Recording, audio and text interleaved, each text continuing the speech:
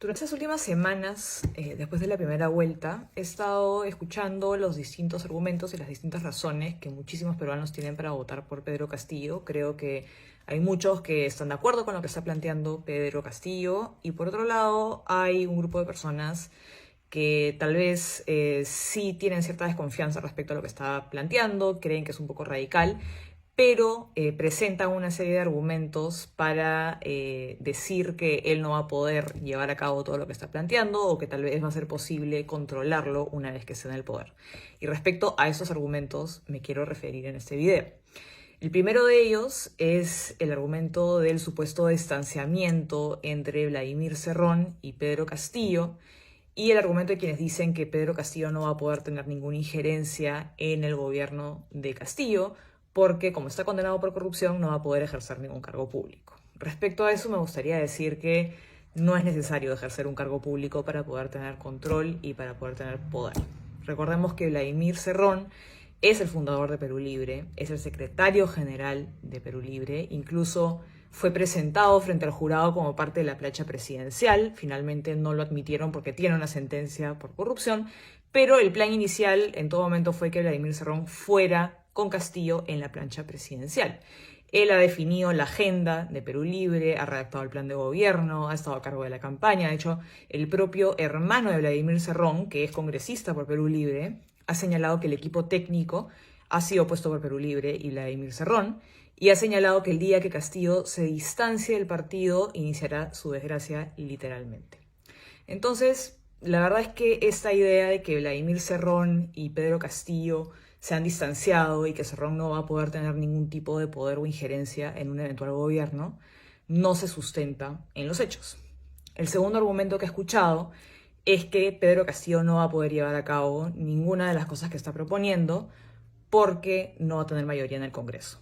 Y que en caso se llegase a hacer algo inconstitucional, se podría vacar a Pedro Castillo. Creo que este argumento es bastante débil, ¿no? Porque para ellos el Congreso no es más que una piedra en el zapato. Ellos han señalado en distintas ocasiones, lo ha dicho Pedro Castillo, lo ha dicho Vladimir Cerrón, lo ha dicho Bermejo, lo han dicho distintos integrantes de Perú Libre. Ellos quieren cerrar el Congreso de la República para convocar a una asamblea constituyente. No es un límite el Congreso, porque para ellos es simplemente un obstáculo que van a eliminar para poder perpetuarse en el poder. Y además, si es que Pedro Castillo incurriese en alguna causal de vacancia, la verdad es que llegar a los 87 votos que se necesita para poder vacar un presidente es algo que yo veo muy difícil.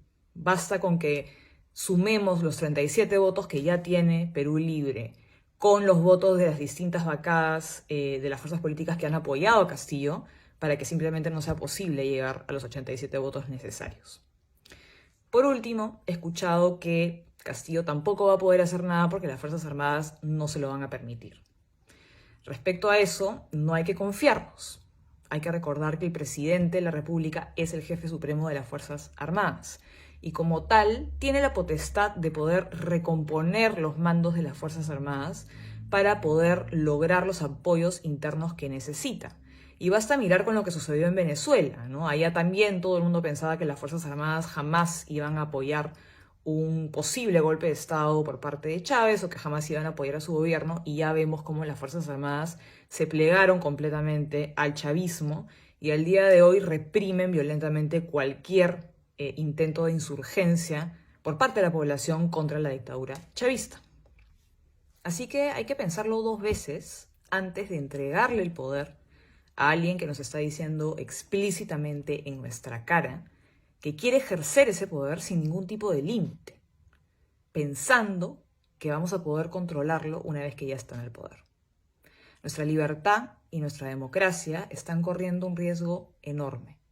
No hay que darlas por sentado.